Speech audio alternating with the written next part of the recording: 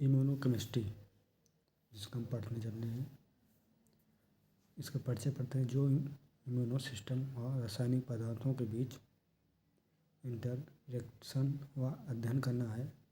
इसे मुख्य रूप से देखा जाता है कि एक एंटीजन और एंटीबॉडी ऐसे आपस में रिएक्शन करते हैं, इसे प्रक्रिया कहते हैं। इसे कंपोनेंट घटक एंटीजन कोई भी पदार्थ जो इम्यून रिस्पॉन्स उत्पन्न करते हैं, virus, bacteria, protein, polysaccharide. Antibody शरीर में बी सेल द्वारा बनाया गया जो विशेष रूप से किसी एंटीजन को पहचानने के लिए करते हैं। एपिटोप्स एंटीजन का वह भाग जिससे एंटीबॉडी जुड़ती है। पैराटोप एंटीबॉडी वह भाग जो एपिटोप्स को पहचानती है। इसका परस्पर सिद्धांत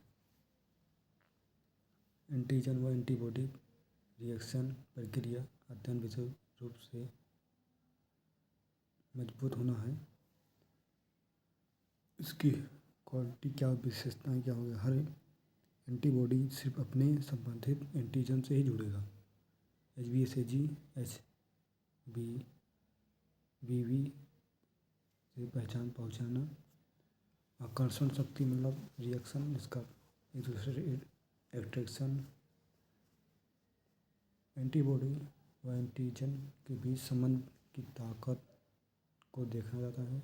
हाई आकर्षण स्ट्रॉन्ग बॉन्ड बनाएगा, टाइम कम लगेगा।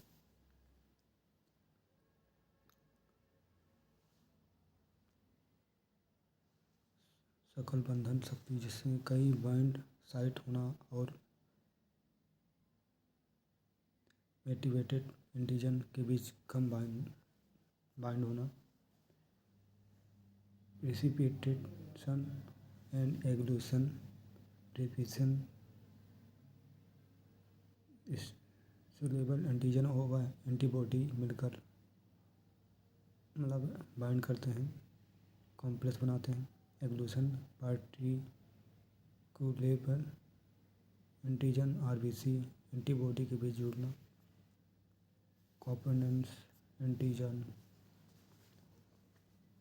Protein most immunogenic, polysaccharide moderate, lipid poor, nucleus genetically weak. Antibody जो होते हैं कुछ होते हैं IgG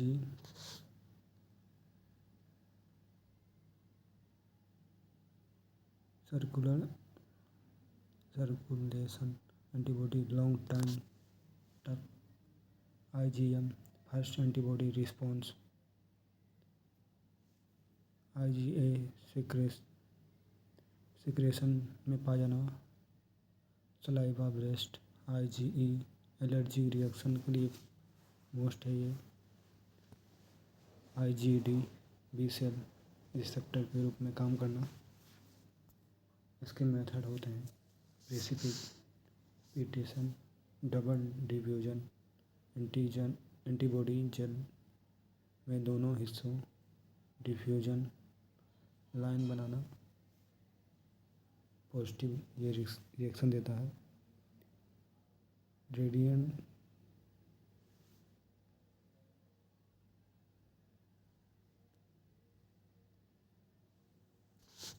एंटीबॉडी जेल में स्थिर होना, एंटीजन सेंटर में डालकर कॉन्सेंट्रेशन सर्कुलर को बढ़ाना और वेलोसिटी को पता करना है।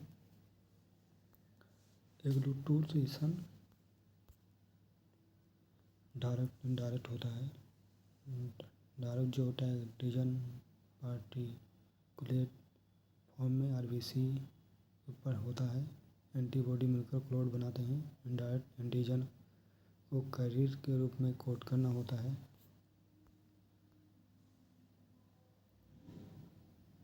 इम्यूनो इलेक्ट्रोफोरेसिस एंटीजन मिक्सचर को जेल से इलेक्ट्रोफोरेसिस द्वारा अलग अलग करना, फिर एंटीबॉडी के साथ